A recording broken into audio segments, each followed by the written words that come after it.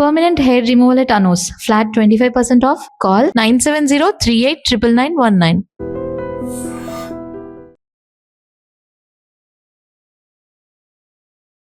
ఐడ్రీమ్ ప్రేక్షకులకు నమస్కారం. పరాభవ సంవత్సర ఉగాది శుభాకాంక్షలు. మన తెలుగు లోగిళ్లలో ఉగాదికి సంబంధించి ముందుగా మనకి గుర్తొచ్చేది పచ్చడి, పంచాంగం కదండి.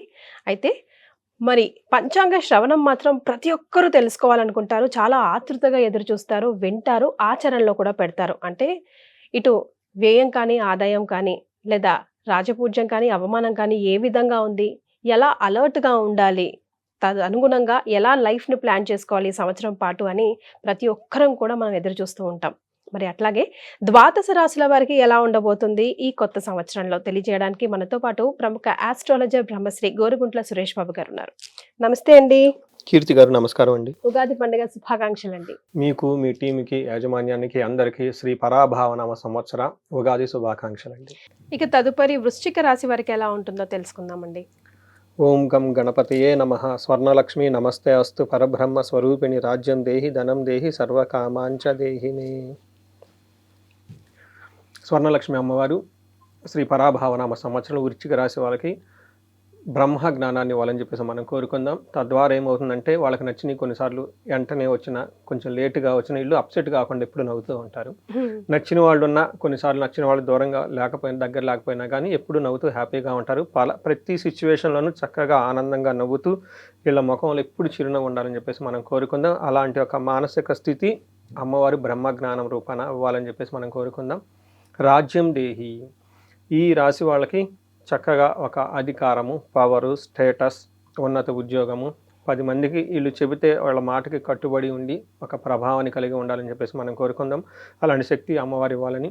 అంతేకాకుండా ధనం దేహి, విపరీతంగా ధనం ఉండాలి. ఎంత ధనం ఉండాలంటే వాళ్ళ ఇంటి నిండా ధనమే ఉండాలి. ఆఫీస్కి పోతే ఆఫీస్ కూడా వీళ్ళు తప్ప ధనం వెళ్ళిపోవాలన్నమాట. షాపింగ్కి వెళ్ళిపోతే షాపింగ్లో మనం యూపీఐలు, పేమెంట్లు ఎంత వేయాలని చెక్ చేసుకోకూడదు, కొనేసుకొని ఇచ్చేసేయటమే. అంత ఉండాలి, ఇంకా ఎక్కువ ఉండాలి. ఇంకా నేను ఏమని కోరుకుంటానంటే వీళ్ళు కనుక శత్రువు ఇంటికి పోతే వీళ్ళ పుణ్యం అని వాళ్ళ ఇంటి కూడా డబ్బుతో నిండిపోవాలన్నమాట, ధనంతో నిండిపోవాలి. అంత చక్కగా ధనం అంతా ఉండాలి. అంటే అడిగేది ఏదో కొంచెం కొంచెం అడిగేదానికి ఫుల్ అడిగేసాం అనుకోండి అయిపోతుంది కదండి. ప్రతిరోజు ఎంజాయబుల్ ఉండాలి కదా మనిషి జన్మ ఎత్తినందుకు. తర్వాత అంతేకాకుండా సర్వకామార్థ సిద్ధి, మనసులో ఎలాంటి చిన్న చిన్న ఇంకా కోరికలు ఉంటాయి అవన్నీ కూడా చక్కగా నెరవేరాలి. ఎప్పుడు నెరవేరాలి? ఆన్ ది స్పాట్, నెక్స్ట్ క్షణం వద్దు, అప్పుడప్పుడు అయిపోవాలన్నమాట.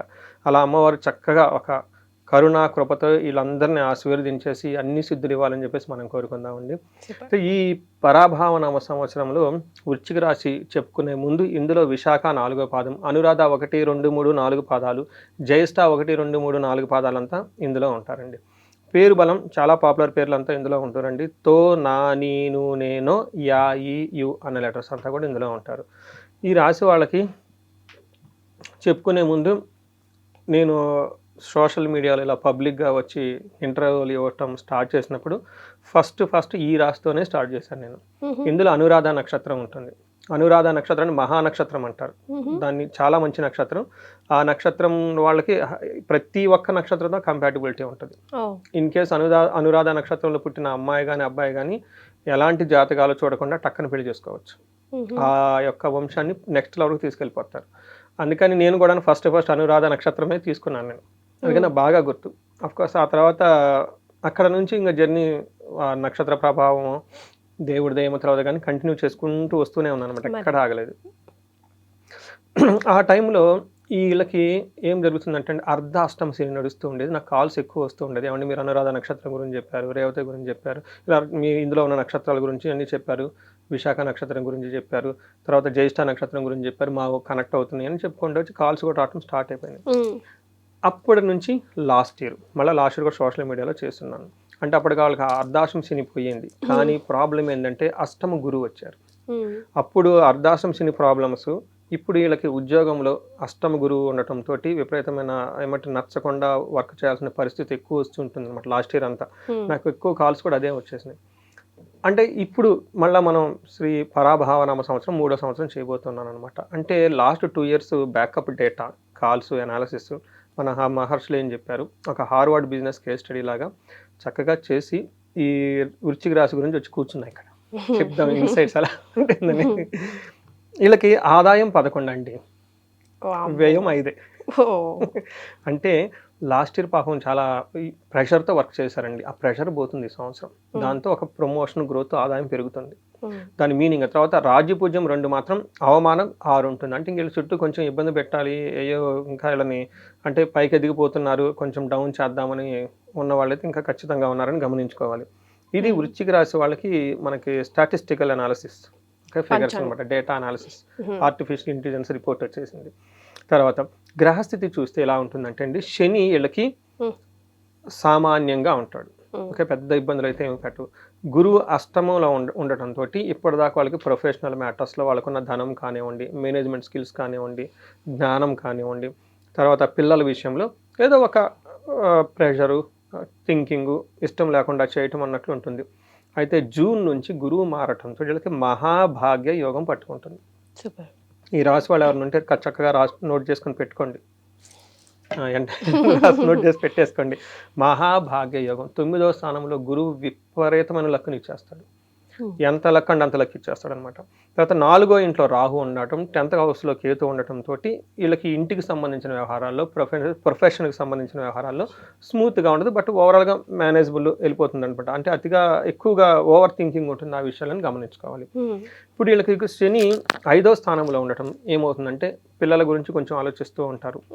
తర్వాత స్పెక్యులేటివ్ బిజినెస్, షేర్ మార్కెట్లు, లేదా ఏమంటారు గ్యాంబ్లింగ్, క్యాషినోస్, ఇలాంటి వాటికి చేసే వాటిలో వీళ్ళకి కలిసి రాదు, కొంచెం దూరంగా ఉంటే మంచిది.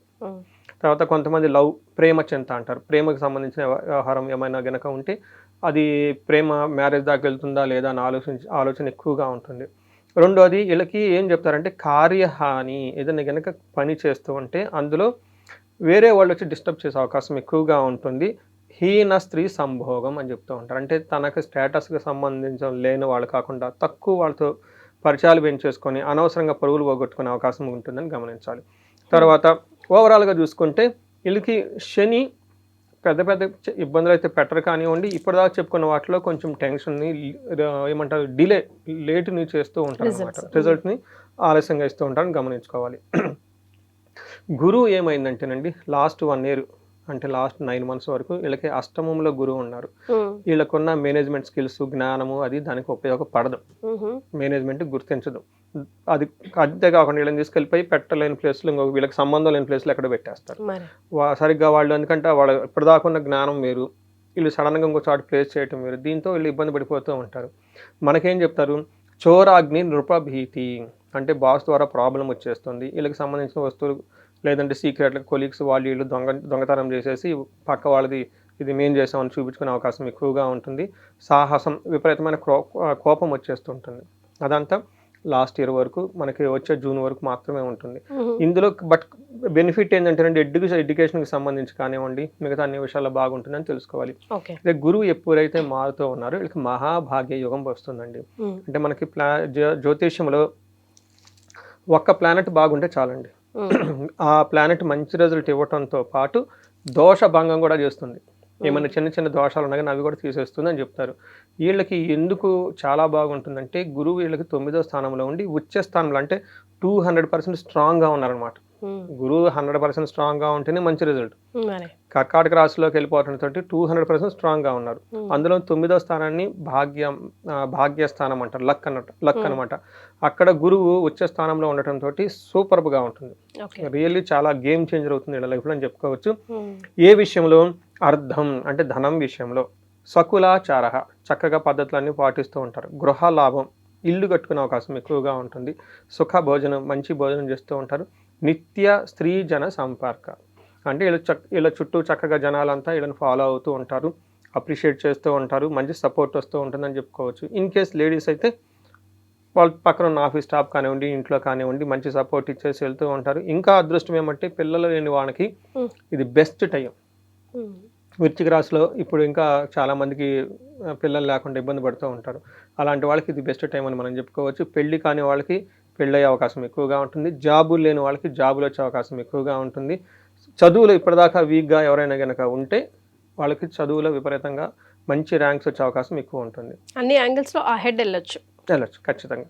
రాహు విషయంలో మాత్రం వీళ్ళకి ఏమవుతుందంటే గమన కార్య నాశనం అని చెప్తారు. అంటే ట్రావెల్స్ ఎక్కువగా చేస్తే కలిసి రాదు, అందులో పెద్ద రిజల్ట్ ఉండదు. ఎప్పుడైనా ట్రావెల్స్ చేయాల్సి వచ్చినప్పుడు 1-2 సార్లు చక్కగా ప్లాన్ చేసుకొని కన్ఫామ్ చేసుకొని వెళ్తే చాలా బాగుంటుంది.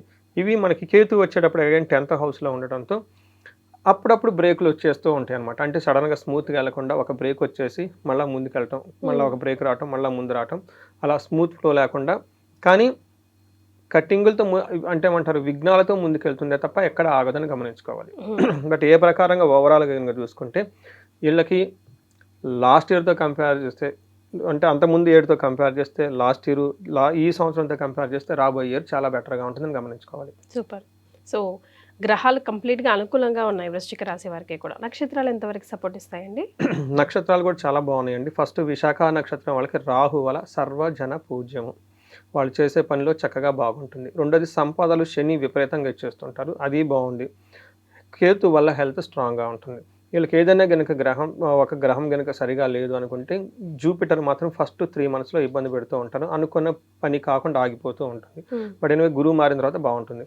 అనురాధ నక్షత్రం వాళ్ళకి సంపదలు బాగుంటుంది, సర్వజన పూజ్యం బాగుంటుంది, హెల్త్ చాలా బాగుంటుంది, అన్ని విషయాల్లో బాగుంటుంది. వీళ్ళకి కూడాను అనుకున్న కార్యక్రమం ఏదైనా కనుక మధ్యలో వచ్చి ఆగిపోయే అవకాశం ఎక్కువగా ఉంటుంది. ఇది కూడా ఇయర్ ఎండ్లో అని చెప్పుకుంటారు.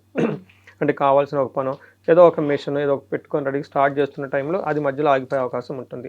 అగైన్ జ్యేష్ఠ నక్షత్రం వాళ్ళకి సర్వజన పూజ్యము, సంపదలు బాగుంటుంది, ఆరోగ్యం బాగుంటుంది, అన్ని విషయాలు చక్కగా బాగుంటుంది. కాబట్టి వీళ్ళకి ఇయర్ ఎండ్లో ఆగస్టు తర్వాత అనుకున్న పనులు ఏదో ఒకటి ముందుకు పోకుండా ఆగిపోయే అవకాశం ఉంటుంది. బట్ ఓవరాల్గా చూసుకుంటే చాలా ప్రోగ్రెసివ్గా ఉండే రాశి ఇదని మనం చెప్పుకోవచ్చు. ఎస్, మరి వీరికి ఎలాంటి రెమెడీస్ సూచిస్తారండి ఈ సంవత్సరం? ఈ సంవత్సరం వీళ్ళకి రెమెడీ ఫస్ట్ శనికి సంబంధించి, రాహుకి సంబంధించి ఎక్కువ చేసుకుంటూ ఉండాలండి. శనికి సంపూర్ణ శాంతి పూజలు చేయించుకోవడం చాలా చాలా ఇంపార్టెంట్. రాహు వీళ్ళకి 4th హౌస్లో ఉండి అనవసరమైన ఇంటికి సంబంధించిన వ్యవహారాలు లేదంటే డిస్టర్బెన్స్ ఎక్కువ క్రియేట్ అవుతూ ఉంటుందన్నమాట. అందుకని వీళ్ళకి చండీ హోమం, చండీ పారాయణం, లేదంటే అట్లీస్ట్ వీళ్ళు ఒక్కసారి ఫ్యామిలీ మొత్తం కలిసేసి శ్రీశైలం స్పర్శలింగ దర్శనము, చండీ హోమం చేయించుకుంటే ది బెస్ట్ రెమెడీ అండి. వాళ్ళకి ఒక్క రెమెడీ, చాలా రెమెడీస్ అవసరం లేదు. సో ఇవి కాకుండా వాళ్ళకి ఇంకా ఏదైనా ఇండివిజువల్గా ప్రాబ్లమ్స్ ఫేస్ చేస్తూ ఉంటే, వాళ్ళ ఏజ్ 35 to 45 ఉండి అప్పటిదాకా గ్రోత్ ఉన్నాము, ఇప్పుడు మధ్యలో ఆగిపోయాము, ముందుకు వెళ్ళటం లేదు, ఎందుకో డైరెక్షన్ లేదు, కన్ఫ్యూజ్గా ఉన్నారు అనుకుంటే ఒక్కసారి జాతక చక్రం తీసుకొని ఏమైనా ఆ దశతో పాటు ఆ దశకి ఏదైతే నడుస్తుందో దానికి అసోసియేట్గా మన దోషాలు ఉన్నాయా, శాపాలు ఉన్నాయా తెలుసుకొని ఆ బ్లాకేజెస్ ఏంటో గుర్తుంచుకొని వాటికి సంబంధించిన పరిహారాలు చేసుకుంటే చక్కగా ఆ పూజలు అవన్నీ ద్వారా ఇవన్నీ పోతాయండి. ఇండివిజువల్గా ఎవరికైనా లక్ష్మీ మనకు కృపా కటాక్షం కావాలి, ధనం మల్టీ సోర్సెస్ ఇన్కమ్ ఉండాలి అనుకుంటే స్వర్ణలక్ష్మి విశేష హోమం చేయించుకుంటే చాలా బాగుంటుంది. చాలా మందికి ధనం సంపాదించుకుంటారు కానీ సంపాదించుకున్న ధనం నిలబెట్టుకోలేరండి. ఇది రెండోది కుబేర పాశుపత అభిషేకం చేయించుకోవాలి. ఇలా ధనానికి సంబంధించిన 9 రకాల పారామీటర్స్లో మనకి ధనం వచ్చే అవకాశం ఉంటుంది. ఇది స్కూళ్ళలో చెప్పరు, మన స్కూల్లో చెప్పేది హార్డ్ వర్క్ చేసి జాబ్ చేసి తెచ్చుకుంటారు. ఇది కాకుండా కూడా ధనం వచ్చే మార్గాలు 9 ఉన్నాయి, మన జ్యోతిష శాస్త్రంలో చెప్పబడింది. ఇవి రహస్యాలు, రహస్య రూపంలో చెప్తారు. అందుకని లక్ష్మిని అష్టలక్ష్మి అన్నారు. అంతలో ఇంకా ఆగలేదండి, ఇంకా చాలా మంది లక్ష్మి, భూలక్ష్మి ఉంటుంది కదా, భూదేవి అంటారు. ఇలా రకరకాల లక్ష్మీలు ఉన్నారు. ఇవి మనకి సీక్రెట్స్ కాదు, మనం ఎప్పుడు అడుగుని తెలుసుకోం. కాబట్టి ఒకసారి వెల్త్ మ్యాట్రిక్స్ అని ఒక క్రియేట్ కాన్సెప్ట్ చేశాను. ఇదంతా చేసి నేను ఆ టైం ఉన్నప్పుడు అవి చేసుకుంటూ ఉంటాం.